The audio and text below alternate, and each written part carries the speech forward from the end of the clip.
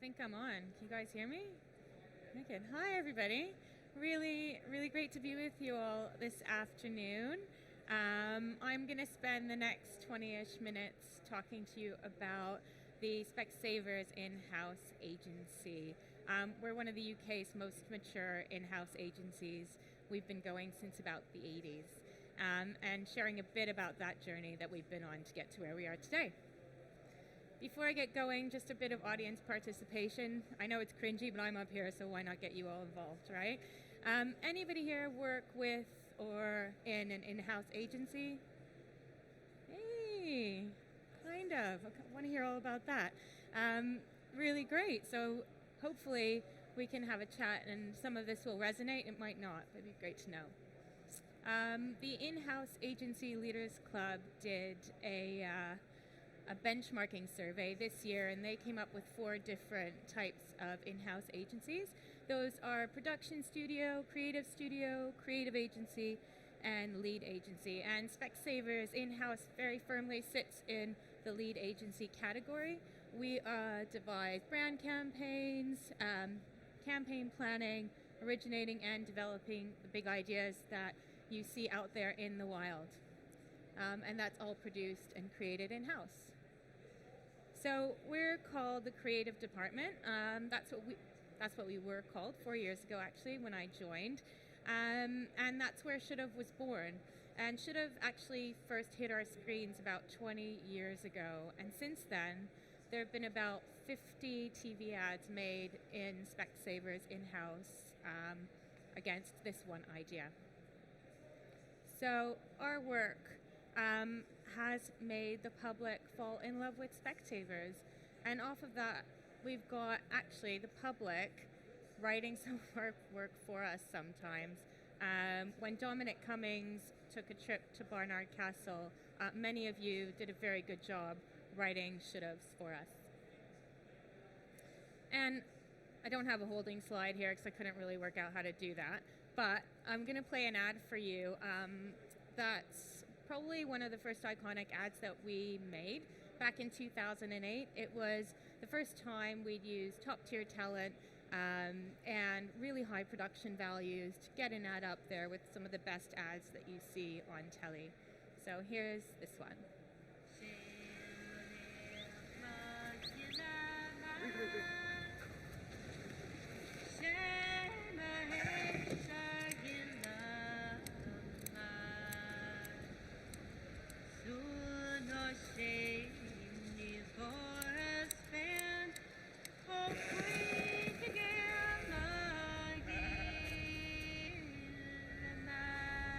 $25% off for over 60s.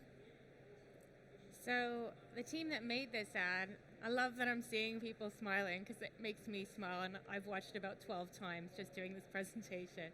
And my husband's probably watched it even more, to be honest. But the team that made this ad still works in the agency today, actually. They speak about it fondly, made in the Faroe Islands in the dead of winter. Apparently it's very, very cold there. But this is a great ad, and we're hugely proud of it. Also worth mentioning that we're an in-house agency, but we're not based in London.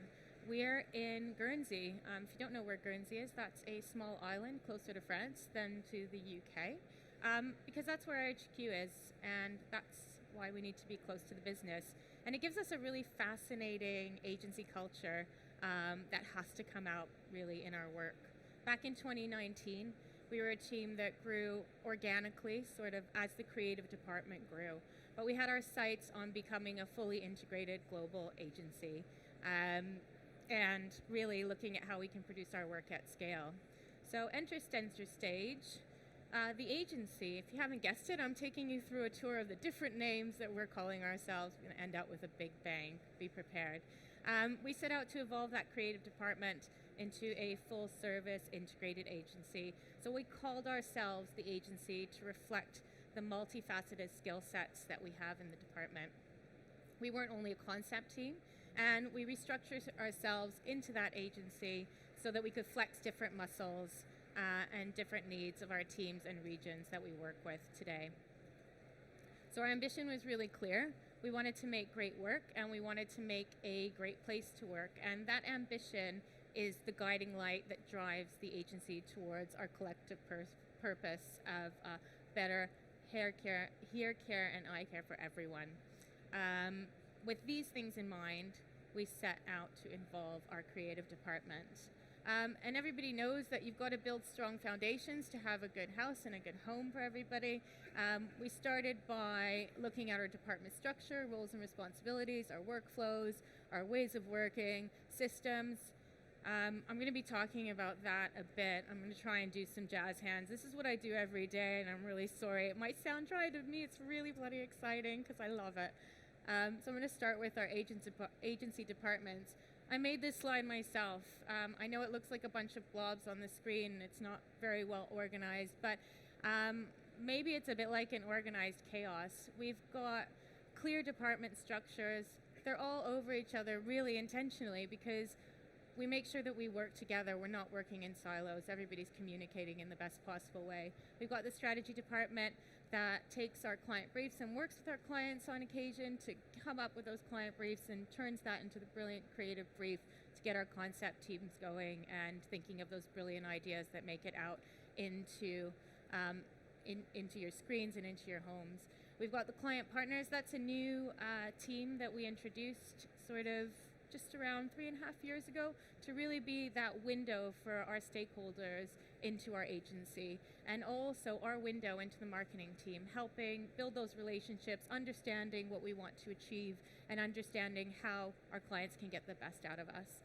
We've got our integrated production team, which is a multifaceted team of different types of producers, and they work together in the agency as the linchpin, pulling on all of our different resources to make sure that we're producing work on time, on budget, with the wide spectrum of people that we work with, keeping everybody on the bus in the agency. You've got our design team, which is making sure that we look and feel like Specsavers in everything that you see out there.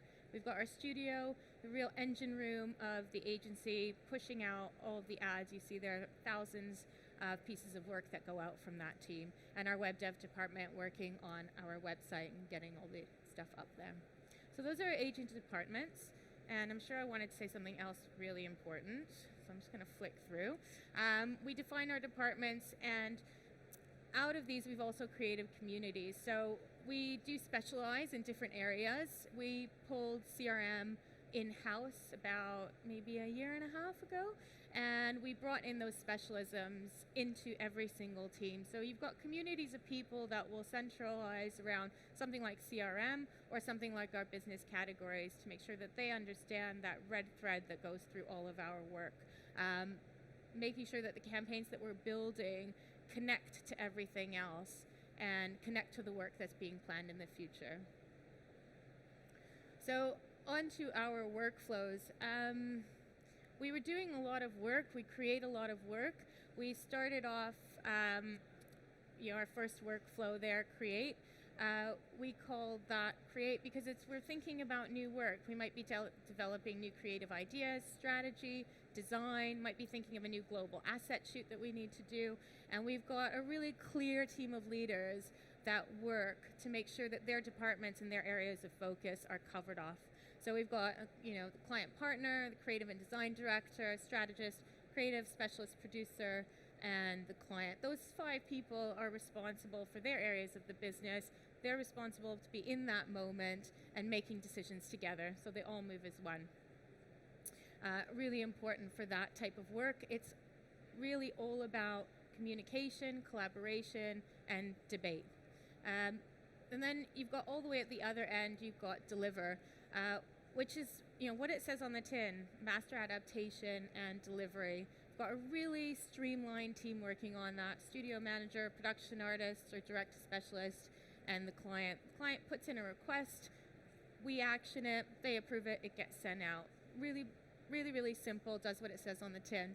We had those 2 workflows to start out with, but we ended up having this really messy middle. We didn't really know what to do with. It might come into the deliver team, and actually it's not an adapt from a master. It needs a little bit more work. They'd pass it over to the create team. The create team would be like, well, I don't need to do any design, or I don't need to do any new thinking about this. So it would just get bottlenecked through the back and forth, causing frustration in the team, causing frustration with our stakeholders. So we looked at it and established a new layer of work, which is called Calibrate. So applying existing creative design and tone of voice to something new. So we've already done the thinking. We know what we're going to look like. We know how we want to say it and what we're going to say. We just might need to create a new website page from a template. We might need to, create a new poster for a store. That goes into that team and they work on it and push it through. Also really streamlined. It doesn't need that heavy lifting from a strategist or a concept or anything like that. So it pushes through that work stream and then it goes out for delivery. We also have systems that sit around that. So create, deliver, and calibrate are really, really good shorthand with our clients to sort of understand what they want to get from us. So it's not just about how we work. Do you want us to create a new ad campaign? Do you want us to just make something off the back of that might look like something you've already done before? Or do you need to just send it out? So when they put work into us, they can really think about how they want us to work on it as well. And today we've got about 108 people in the agency following these workflows, and it's a language that's also been adopted by our marketing team. So we're all kind of starting to speak this language. That's a little snapshot of our integrated ways of working. So we needed to really clearly define the stages of development. So you've got a few of them there. Everybody understands sort of what's going on. And in those stages of development, you've got what's the agency action, what's the marketing action, and what's our interagency action. What's happening in our system? How long do we think that's going to take? You've got a little blue star there that says, oh, that's a point of no return. You change your mind after that. There might be a time or cost impact. There might not be. Who knows? Let's have a conversation. But it does mean that we've got a framework for how to work. And this way of working is also has a shared background with the marketing ways of working. Really important that we're working together. We understand what their touch points are, what their challenges are, and we're building that into what we do and having really good conversations. Our interagency community is also involved in this integrated ways of working. They understand what our challenges are. We know what they need to know and when. And actually, sometimes we'll look at this and go, there's not enough time for, our media company maybe to make the decisions they need to make. Where can we fit in? How do we have a good conversation about that? How do we make it work really well? So when we're thinking about how we use a project management system, our driver is that it has to support the way we work, not define it. So I'll just talk a little bit about our project management system. We introduced one maybe about two years ago. I've got a couple of people here that work with us. They'll probably tell me later. But we introduced that.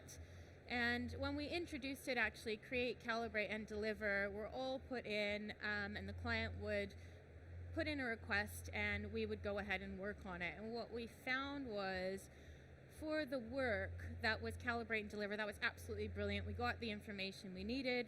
Our team can go and action it. They can go and work on it. But actually, for create, what we were finding was that we couldn't really work on the work in a strategic way. We couldn't get involved ahead of the time when it came in as a request, and it meant that there would be frustration while we were potentially talking about how do we want to tackle this brief? What are the conversations we need to have? Is it the right brief? Does it involve the right people? Is it connected to something else? And actually, those are all things that we should know before that brief comes in. We changed that process to have our client partners put the brief in. That engendered much better collaboration between our marketing teams and our client partners, and brilliant communication, and ultimately better briefs and better work coming through, meaning that we aren't tasked on something like that. We're actually working together and really thinking about it, thinking about the work that actually just needs to be tasked in and pushed through, thinking about things where actually in create we need to deliberate, we need to have a really good discussion about what we're doing and make sure it's the right thing. So they aren't just tailored to our clients' needs. Like I said before, they share a backbone with our partners, and actually we do have these specific ways of working. We also adapt those for different markets or different business categories that have their own challenges in terms of how they need to work with us. That said, we've got this brilliant process. We've got a team of really brilliant people working on that. And what we don't want to do is say you've got to do this for every single piece of work that you work on. We want to make sure that we are empowering our teams to think about the projects that they work on, and be creative with how we work on it. We're not working in a sausage factory. We're not making things that look the same all the time. We need to work on them differently. We've got this process as a springboard. It's really important that our teams go back, look at that, understand how they can flex it to make it work for what they actually need to achieve on their jobs. They know how to escalate, and they know how to get people involved. So it's really critical that we are working as one team. That's really the most important thing, and singing from the same song sheet. And that's why our relationships are critical to making this a success. We're in the same building as our colleagues. Often we're sitting right next to them. And that dynamic means that our processes are tailored to our culture and our business needs. And one size does not fit all. So we definitely want our teams to be empowered to flex their processes to achieve great work. So on making great work, this is our creative scale. We get together with our marketing team quarterly to look at the work that we've produced over that quarter and, basically give it a 1 out of 10, 1 being toxic, 10 being best in the world. I'm really sorry, the writing's really tiny, but you get it. So, that ad that I showed you earlier, Sheepdog, when I was doing my research for this presentation, it was listed as one of the 100 best ads in the most loved ads in the world.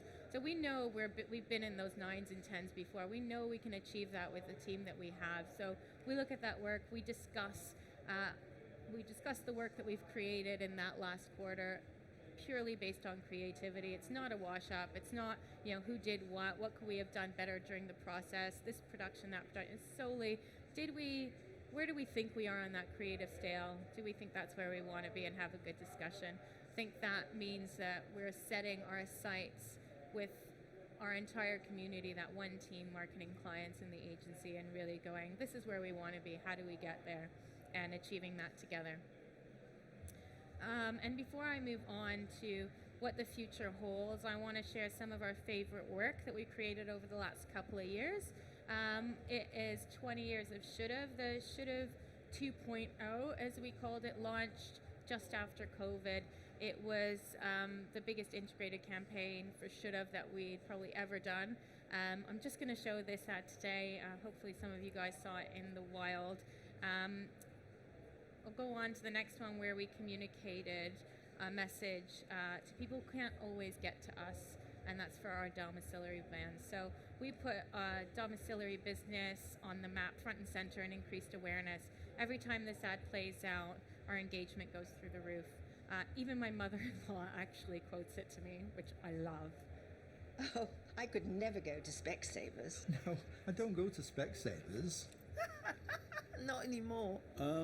The thing is, Oh, dear. I don't go to Specsavers actually. Oh, behave. Should have gone to Specsavers. No. They come to me. Oh, hi there, come on in. We're there for people who can't go to Specsavers too. We thought you should know. To see if you're eligible, search Specsavers Home Visits. We also let our audience know that our opticians own and run their own stores.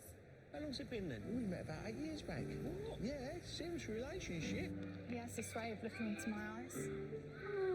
Knows how to treat me. Gentle, considerate. Did I tell you he owns his own business? I think he's going to pop the question. Better or worse? Better. Because our opticians own their stores, they put your care first, which can make them rather popular. Apparently, he's seeing half the town. I love that. And actually, so did our ANZ clients. We made this one for the UK, and they had the same brief going on. How do we tell people in our market that our opticians actually own their own stores? How do they know that we're part of that local community in that way? And they saw that script, and we went out and shot it out there, which was brilliant. We also let our audience know that we launched Should've in Canada. My accent's Canadian, I'm not American, so obviously I had to play this one for you. You might have not seen this one, actually.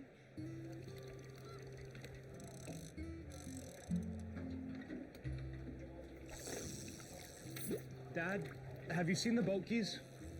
Nope. Should be there somewhere.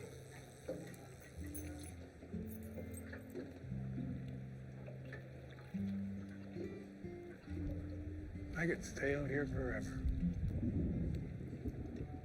That's exactly what it's like in all of Canada, by the way, in case you were wondering. Actually, it was shot in New Zealand. We also used it in Australia and New Zealand.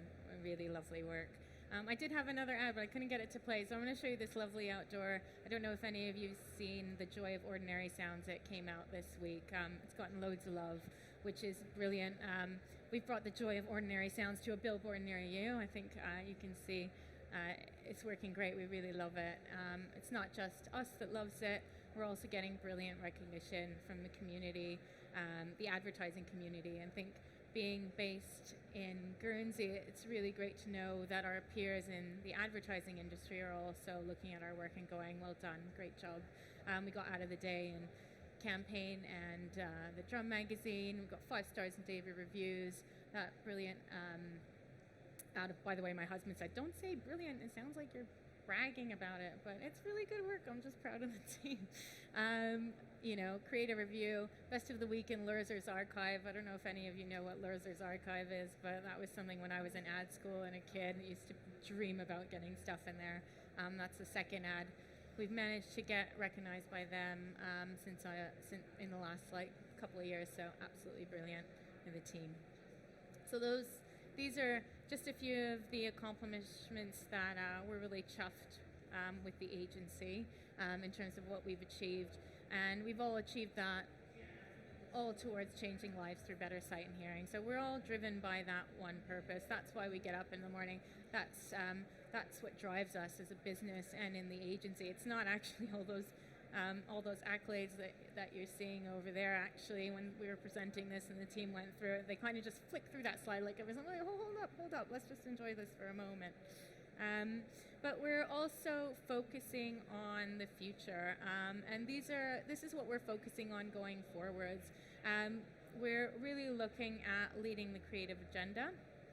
So in terms of strategy and creative, driving that part of the business, we're also continuing to build a positive culture in the agency, pride in our people and the work that we do, and also helping our people build our culture together. Really looking at what that means in smarter working, which is probably a lot of what most people are doing here today. It's all about smarter working. We've been batting that around for a little while now. Never let a human do a machine's job. We're trying to work out how we do that in the best possible way. For the agency, it's really, that project management system for us has been really important. We brought it in, and actually our processes have changed. We're reviewing that, making sure that it's built for what we need today and adaptable for what we need tomorrow. So we're reviewing our systems, and we're trying to remove human APIs and create a streamlined, intuitive process. So that means we're not doing things twice. We're freeing up ourselves from time-consuming tasks to focus on creating the brilliant work for our customers that we're hopefully doing at the moment. So we also, in terms of being called the agency, started to get some feedback that calling ourselves the agency had inadvertently triggered some problems. When we spoke to partners or colleagues outside of our immediate universe, they wouldn't have a clue what to expect from us. Can't believe not everybody works in an advertising agency. We're also another department at Specsavers. We're just like legal, marketing, or supply chain. And the agency kind of made us feel other. So do we work for someone else? Something like that. Sometimes it would make partner agencies feel like they didn't know what their place was if we were the agency. So we decided to have a little bit of a think about a rebrand. We wanted to focus on the thing that unites the diverse community of people and teams that we have in our department, and focus on the place we uniquely play within the business. So whether you're a producer, a strategist, an art worker, concept or a designer, we're all here for one purpose, and that is to act as the creative compass for the brand that we're all really proud to be a part of. And for fairly obvious reasons, it's not something we should be shying away from. In fact, it's something we should embrace. The World Economic Forum pegged creativity as the most important skill to have in your workplace. Creativity is the single biggest determinant of long-term advertising profitability within our control, and creative quality is the second most important short-term driver of ROI behind reach. So creativity is the fuel that supercharges our marketing activity, something we've been proudly doing in-house for decades. So we decided to put creative right back at the center of our name, and have called ourselves Specsavers Creative. And off we go. That just happened this month. We haven't launched it properly. Just been talking about it in with our teams that we work with. So watch this space and see what's to come. I think that's it from me. Thank you.